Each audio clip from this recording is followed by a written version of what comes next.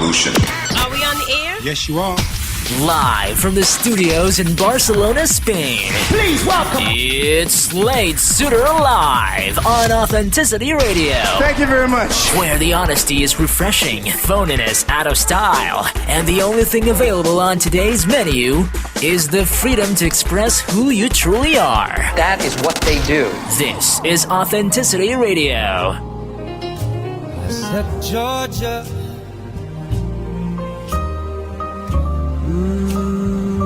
Georgia, a song of you comes as welcome to you. This is Slade Suter, as moonlight, broadcasting from Authenticity Radio Studios here in Barcelona, Spain.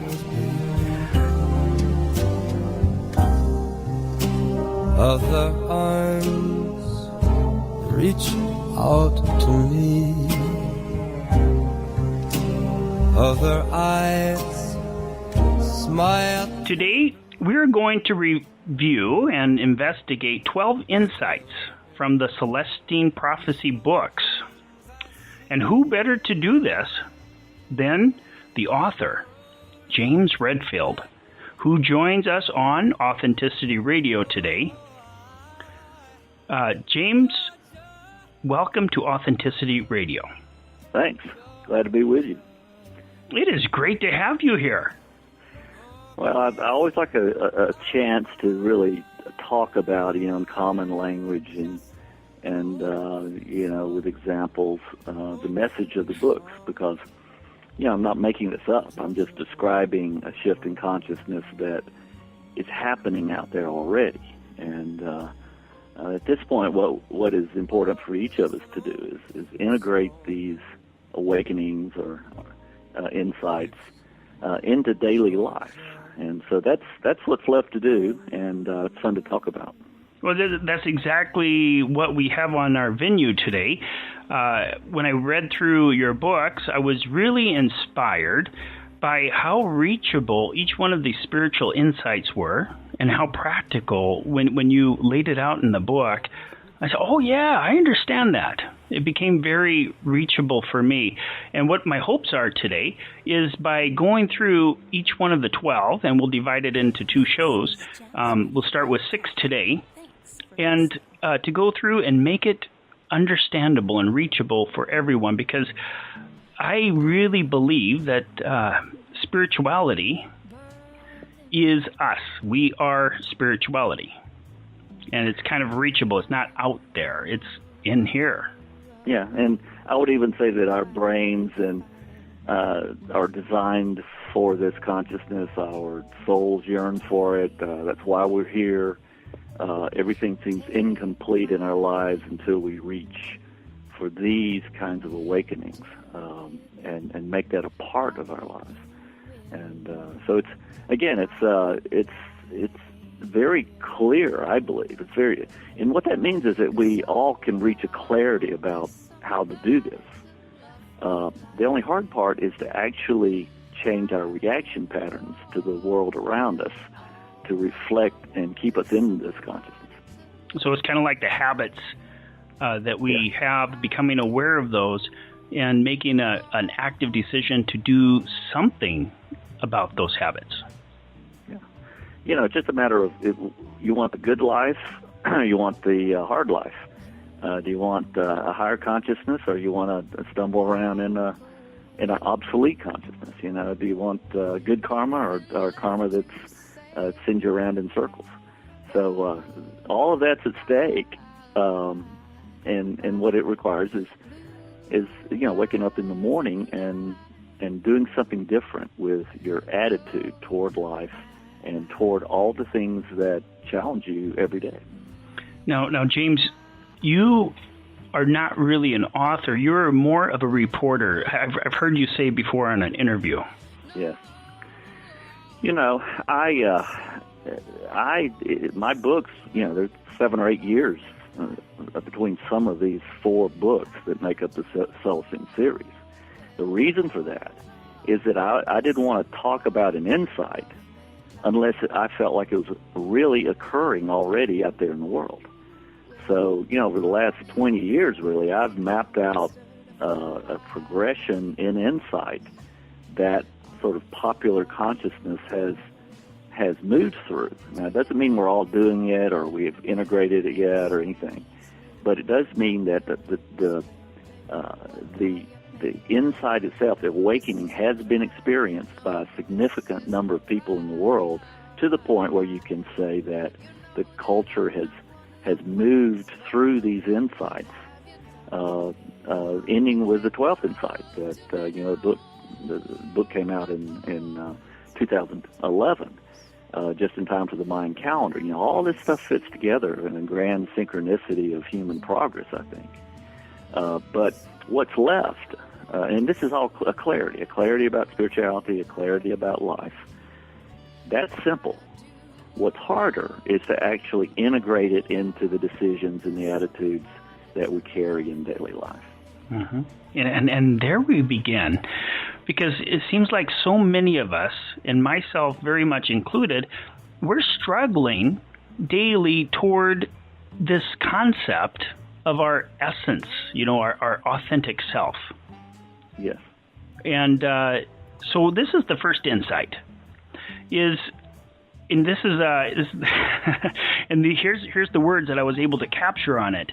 The itch that you just can't quite scratch. It's chance or not by chance. Now that's the question. The first insight, there's a sense of a genuine restlessness through humankind itself. That's right. And individually, it's about awakening.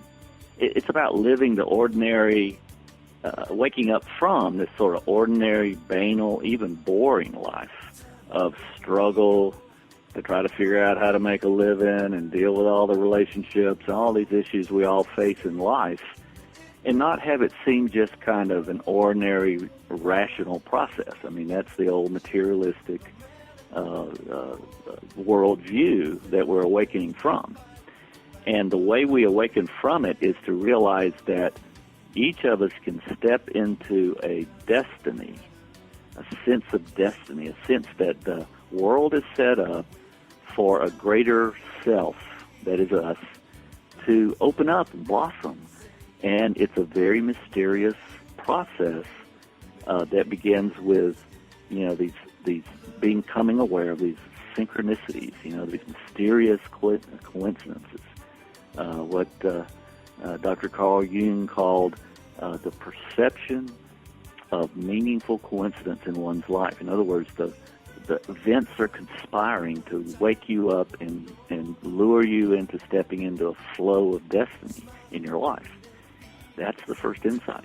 And I suppose if we pause and we take a look within inside of our own experience, all of our listeners, you could do this right now as James is talking, just to reflect on your own experience and to see where has the flow been going, to quiet yourself down enough just to kind of observe that. Yeah, you can look back, and I have audiences do this in workshops, where you look back and look for all the major synchronicities in your life, beginning in your early family. What was the synchronicities of interest that you stepped into? What did they say about how to live life?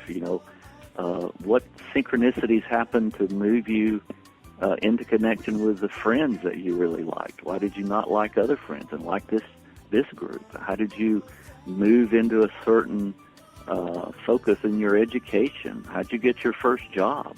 What was that preparing you for? How all these synchronicities that we just take for granted as being the random kind of collisions of your personal history. Well, if you move into a higher consciousness, what you realize is that there are many, many major synchronicities in your life. Looking backward, you can observe them. How'd you get your first job? How'd you meet your spouse? All those things. What's important to realize is that we can be cognizant or aware of these synchronicities as they happen in the present. and begin to get a meaning from them that leads us further along this spiritual path. I always tell people the first insight is the most crucial, and it's the one that becomes the measure going forward with this series of awakenings that people have. Because what happens is you begin to glimpse synchronicity in the moment, and it's always about something, a change in your life. What you want to start studying, a new job you want to get, a new place you want to move to. In a way that feels expansive and inspirational. So the way to conceive this is that it all is synchronicity. You're always going to have this flow, but you have it intermittently. Does it go for years and then quit altogether for years? Does it, how do you, in the whole idea of going, the higher your consciousness, the more insights you integrate, the more constant this flow of synchronicity, so you feel like your life is an adventure and you're moving somewhere meaningful. And that's true for everybody. You don't have to be an adolescent to do it. You don't have to be younger than 90 to do it. Any point in your life, you can step into this flow. Wow, James. So does this also include our failures and mistakes? Are the synchronicities with our failures and mistakes as well? Absolutely. Because, you can always, if we could all be sort of adept at this, and you wouldn't be making many mistakes because the synchronicities would be clear to you. But when they happen, then you have to read them as a synchronicity. What's the silver lining in this? What did this prepare me for moving forward? So I think it's imperative that we take a silver lining, everything has a positive message for our life attitude, because that gets us out of the mistakes and back into the flow sooner. Okay, so this can be seen kind of like as a catalyst, preparing me, getting me to move onto my spiritual journey. Right. And, you always have another chance. I mean, if you miss one altogether, and at some point you make this leap into a whole new career, say, an interest that's more inspiring, and you look back and you say, well, the world was trying to lure me into this new career for years, and I just kind of was too afraid, or I missed the synchronicities, or I didn't know anything about synchronicities back then. It always comes back around to offer this opening for you over and over again. There's no, God doesn't give up on any of us. Well, that's good. That's good news. So, James, there's a lot of people who are struggling specifically right now with the crisis, the financial crisis, and there's a lot of movement in the world. So there is a lot of people shifting into something new, something different, and it's easier. And now, is it an easier time for people to observe these patterns in their life, these synchronicities? That's interesting. I think it's easier to put them into action now. And the reason I say that is because with so much chaos happening around us, the only way to navigate this is to step into a spiritual consciousness. Otherwise, you're just crashing around with all the people holding on to an old way of life.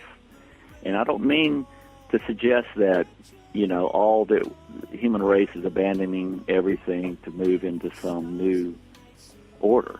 It's not. It's building on the best of tradition and wisdom and all that, and taking it with them into a kind of new way of life that's more has more depth in its value. It has more authenticity, as you put it. It has more goodness rather than selfishness. It has more love rather than hate. So the best of our values are coming forward with this. But this crash had happened primarily because of the bad karma of people not honoring